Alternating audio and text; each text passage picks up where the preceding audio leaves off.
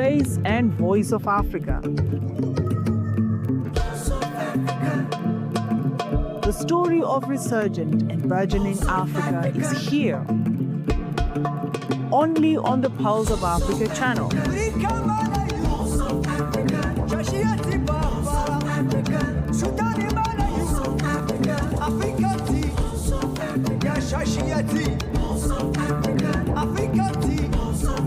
Pulse of Africa, the face and voice of Africa. History remembers moments, but sometimes a moment remembers of people. I speak of the hour when Africa was bowed and bowed, and they have literally watched hope slip through their fingers.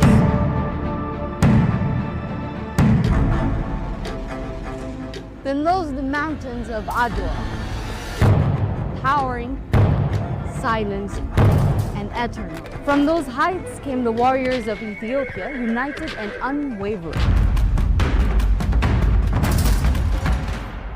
Their unity was a wall that no empire could possibly break. With these flags in their hands and the fire of freedom burning in their souls, the most impossible thing became a reality. Adwa became more than just a battle. It became the sunrise for all those who have lost hope. A spark ignited courage, giving voice to dreams long silenced, echoing movements for dignity, justice, and self-determination. So we honored those who stood, fought, and fell. Those heroes in which their courage saved the entire Africa. Because at Adwa, they merely fought for land, but to restore hope, reclaim identity, and to declare that Africa, unbound, unbroken, and could still stand still. And with that, generations have inherited their history, a light that will never be out, and a fire that will never be extinguished.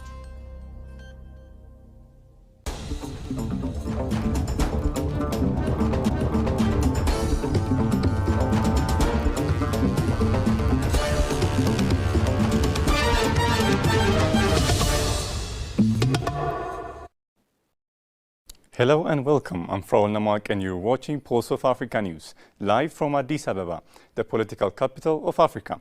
We've got a packed lineup of stories shaping the continent today. We start with Adwa Victory vividly shows Ethiopia as beacon of freedom for black people. The victory of Adwa marks Ethiopia's decisive defeat of a European colonial power in 1896, widely regarded as the first major victory of African forces over a European army during the colonial era. The triumph cemented Ethiopia's place in history as a symbol of independence, unity, and resistance, reinforcing its enduring status as a beacon of freedom for Africa and the global black community. The historic victory continues to stand as a defining symbol of African sovereignty and black pride. Ethiopia's Defense Minister Aisha Mohammed said, describing it as an enduring proof of the country's role as a beacon of freedom for black people worldwide. The 130th anniversary of Adwa Victory Day will be commemorated on March 2, 2026 under the theme Glorious Past, Radiant Horizon, with celebrations set to reach the spirit of Pan-Africanism and the broader struggle against colonial domination across the continent. Briefing the media ahead of the anniversary this week, the minister stated that the preparations have been finalized to mark the historic occasion in a manner that underscores its continental and global significance. According to her, the victory of Adwa was not merely a military triumph of a specific era, but a powerful symbol of the invincible Ethiopian identity and a rallying point for black liberation movements worldwide. She emphasized that the 130th anniversary will highlight Adwa's historic contribution to the independence of African nations and to black people who endured colonial rule. The battle, she noted, demonstrated that the African unity and determination could overcome imperial aggression at a time when much of the continent was under foreign domination. Describing Adwa as a collective victory, the minister said it was a moment when Ethiopians stood together in defense of a sovereign nation, undivided by race, color, or religion, a message that resonated far beyond Ethiopia's borders and inspired anti-colonial movements across Africa and the diaspora. She further underscored that commemorating the day offers a unique opportunity to renew Ethiopia's steadfast commitment to achieving long-term national goals across all sectors while preserving the legacy of unity and resilience embodied at Adwa. The ministry also noted that the Ethiopian National Defense Force carrying forward the courage and legacy of Adwa remains prepared to safeguard the country's peace and security. Various activities have been organized to celebrate the anniversary, including youth forums, sporting competitions, artistic performances and exhibitions aimed at educating younger generations about the battle's historic significance.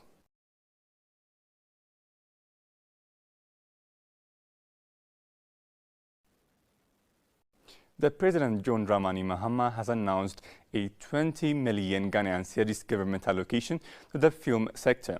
President Mahama made the announcement when addressing members of parliament during the 2026 edition of the State of the Nation's Address on February 27, 2026. According to him, the allocation of the 20 million Ghanaian cedis is aimed at strengthening local film hubs such as Kumawood and Gallywood and harnessing the creative arts for economic growth. Stressing the importance of the creative economy, President Mahama said the tourism and creative arts sector, especially creatives leveraging new media and projecting Ghana onto the global stage more than any first-class traditional media outlet. Our economy will not be built by traditional sectors, but also by human creativity sectors that will absorb those people who will be displaced from the shop floor by the new AI technologies that are being rolled out, he stated. President Mahama also highlighted Ghana's rising appeal as a tourist destination, attributing it to our history, culture, our arts, our music, our fashion, and our food. President Mahama also linked the growth of the film sector to Ghana's expanding tourism appeal, citing the country's history, art, music, fashion, and cuisine as major attractions on the global stage. He further assured industry players of his direct involvement in ensuring the effective implementation of the initiative, signaling what many observers described as a renewed era of government engagement with the creative arts sector. Demonstrating his personal commitment to the industry's growth, the president assured stakeholders of his direct involvement.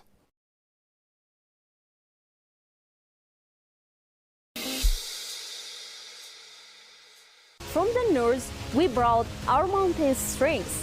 From the south, we brought the wisdom of the earth. From the east and west, we brought our courage and our faith. The enemy saw an army of tribes. They saw division. They saw weakness. What they failed to saw was a nation. A farmer with a spear stands next to a nobleman with reefile. A woman carrying water for the fighters. Her resolve as strong as any shield. This was the symphony of Adwa. Adwa taught us the most vital lesson, that our diversity is not our weakness. It is our ultimate strength. Divided, we are stories united. We are an epic that is the legacy of Adwa. That is the future of Africa. History remembers moments, but sometimes a moment remembers of people.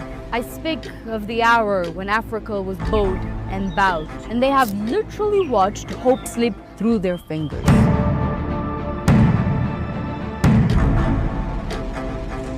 Then those the mountains of Adwa, towering, silent, and eternal. From those heights came the warriors of Ethiopia, united and unwavering. Their unity was a wall that no empire could possibly break. With these flags in their hands and the fire of freedom burning in their souls, the most impossible thing became a reality. Adwa became more than just a battle. It became the sunrise for all those who have lost hope. A spark ignited courage, giving voice to dreams long silenced, echoing movements for dignity, justice, and self-determination.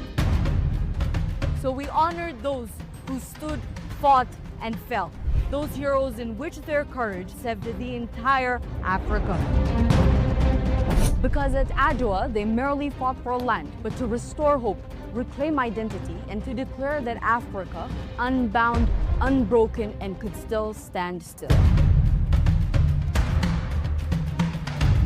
And with that, generations have inherited their history, a light that will never be out, and a fire that will never be extinguished. If you don't tell your story, it will be told by others. They'll talk of hunger, they'll talk of war, they'll talk of conflict, but they'll not say the things that are happening in Africa that are positive.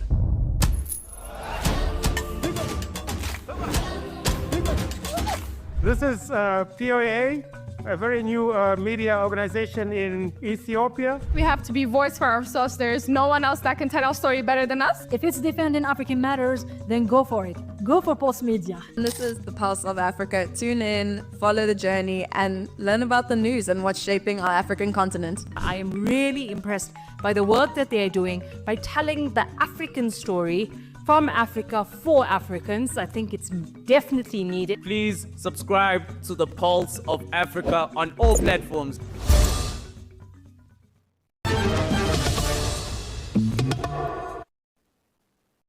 Morocco is set to transform its southernmost coastal town of La Guaira into a large-scale tourism village backed by Emirati investment as the kingdom accelerates infrastructure development ahead of co-hosting the 2030 FIFA World Cup with Spain and Portugal. The proposed project, located in a sparsely populated Atlantic coastal strip near the Mauritania border, would convert what is widely described as a ghost town into a fully equipped mixed-with leisure destination. The United Arab Emirates presented the initiative to the Moroccan government. According to reports, the development would include hotels, chalets, villas, guest houses, and luxury desert tents. Recreational facilities would cover swimming pools, water parks, spa, and a fitness center, sports field, landscaped green spaces, and children's playground. The complex would also feature restaurants, cafes, retail outlets, quick service kiosks, and event and conference halls. Infrastructure components include electricity networks, sewage systems, internet connectivity, parking facilities for cars and buses, and reception and security services.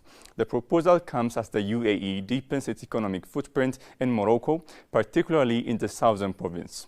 The Gulf state opened a consulate in Lyon in 2020. The UAE ranked as Morocco's top foreign investor in 2024, contributing MAD 3.1 billion or $310 million, 18.9% of Morocco's total net FDI, and a 57.8% jump from 2023, according to Morocco's office. This change. Emirati investment in Morocco reached approximately $188 million by the end of the first whole of 2025, according to Morocco's Ministry of Economy and Finance. This placed the UAE second only to France amongst the kingdom's largest foreign investors. The movement follows King Mohammed VI's official visit to Abu Dhabi in December 2023 and subsequent private visits, with the latest reported between November and December 2025.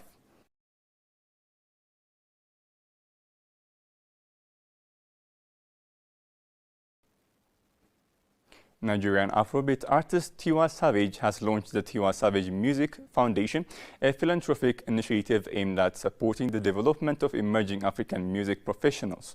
The foundation seeks to widen access to structured training across the music industry, focusing not only performance, but also on producers, songwriters, sound engineers, executive, and other creative professionals. It is intended to address what organizers describe as a limited access to world-class music, education, and industry training across parts of Africa. Speaking at the launch, Savage said the growth of Afrobeat on the global stage requires stronger industry infrastructure behind artists. Afrobeats has captured the world's attention, but an industry cannot stand on artists alone, she said. Savage referenced her own experience studying at Berklee College of Music, where she was awarded a scholarship at the age of 24. That opportunity changed my perspective, she said.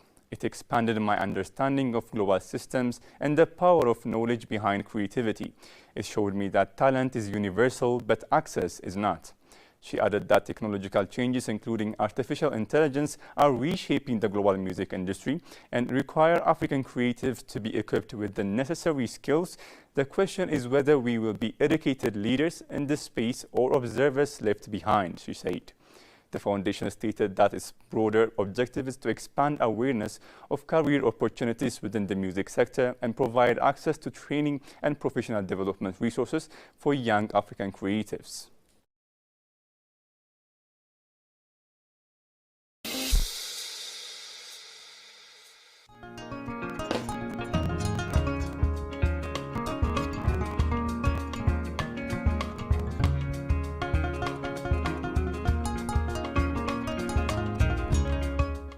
Proceeding Adwa. Remember this. The Europeans carved up our homes with bloodthirst, not because we were the third world, but because we were the first. Because we held gold in our hearts, because we had diamonds for eyes, because oil ran through our veins and a blessing hung in our skies. Remember this, that when they scrambled in the conference in Berlin and callously carved Africa, searing each African's skin, it was not because of their greed or need to sow seeds saturated with sorrow, but because through Africa's greatness they envisioned their own tomorrow, the beginning. Barriateri, the Italian general, had ice instead of eyes and a tongue of 5 leather whips. Ras Alula was deafened by the whisper of lies that seeped from his lips.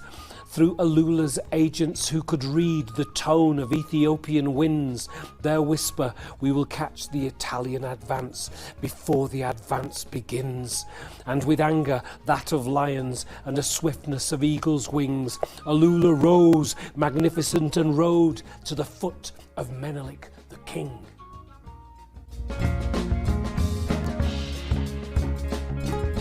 History remembers moments, but sometimes a moment remembers of people. I speak of the hour when Africa was bowed and bowed, and they have literally watched hope slip through their fingers.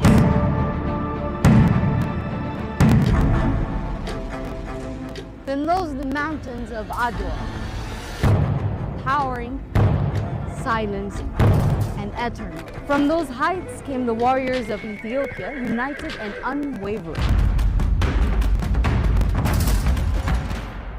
Their unity was a wall that no empire could possibly break.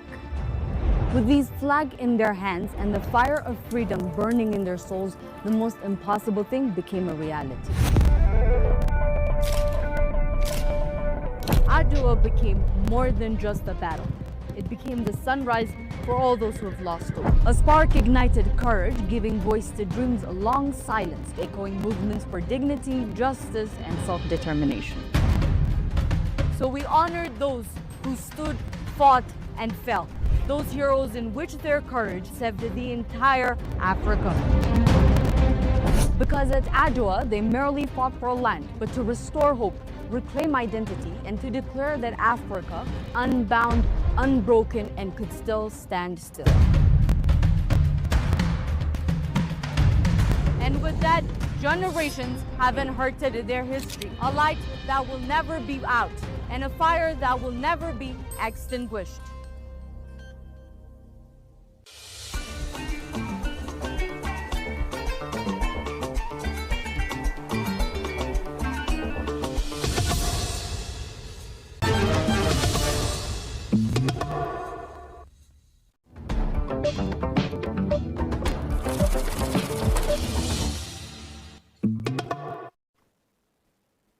The government of Côte d'Ivoire and stakeholders in the coffee and cocoa sector have launched the Cocoa Carbon Plus initiative, an ambitious program aimed at transforming cocoa orchards into agroforestry systems and generating more than $1 billion in carbon revenue.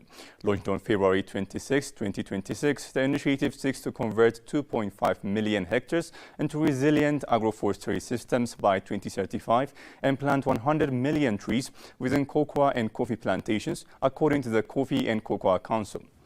The move comes as the world-leading cocoa producer grapples with the loss of 80% of its forest cover over the past 6 decades, an environmental crisis threatening the livelihoods of 5 million people.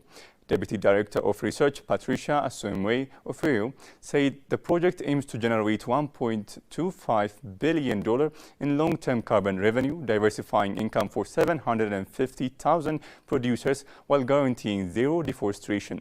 Cocoa. At the first plenary assembly of the National Platform for the Coordination of Agroforestry Initiatives held on February 25 to 26, 2026, stakeholders adopted a 4-pillar strategy: harmonized governance, high-integrity carbon projects, inclusive benefit sharing, and strategic positioning of Côte d'Ivoire as a leader in low-carbon cocoa. The rollout will begin with an 8-month feasibility phase, followed by pilot projects in 2 or 3 areas before nationwide expansion.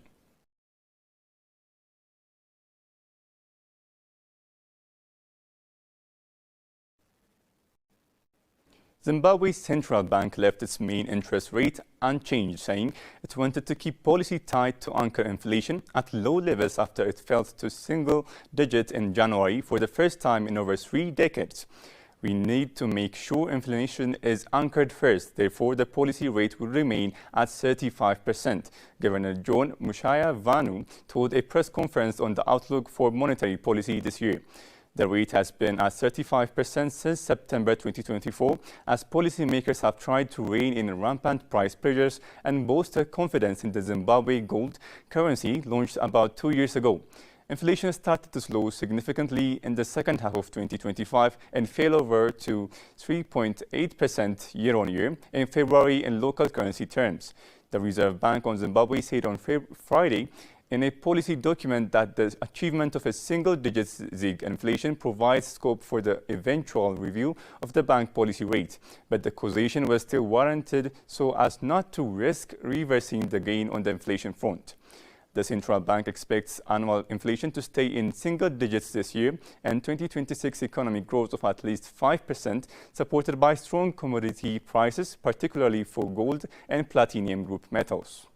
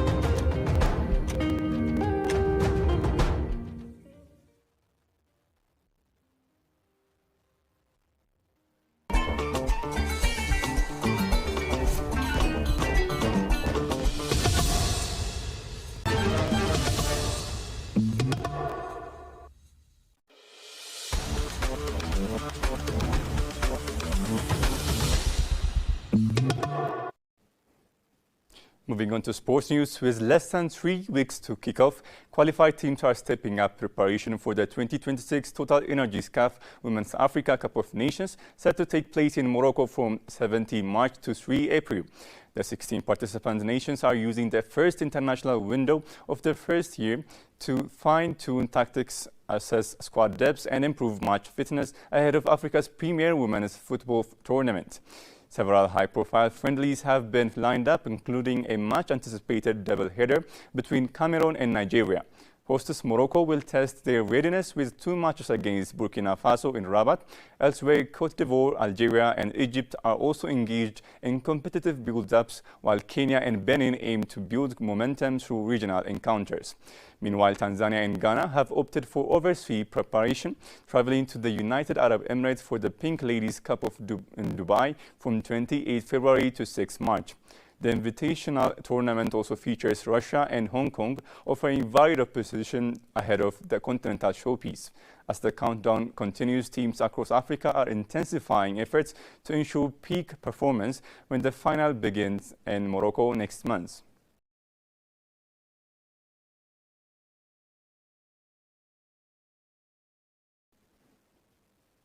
Let's take a look at the current weather forecast across Africa.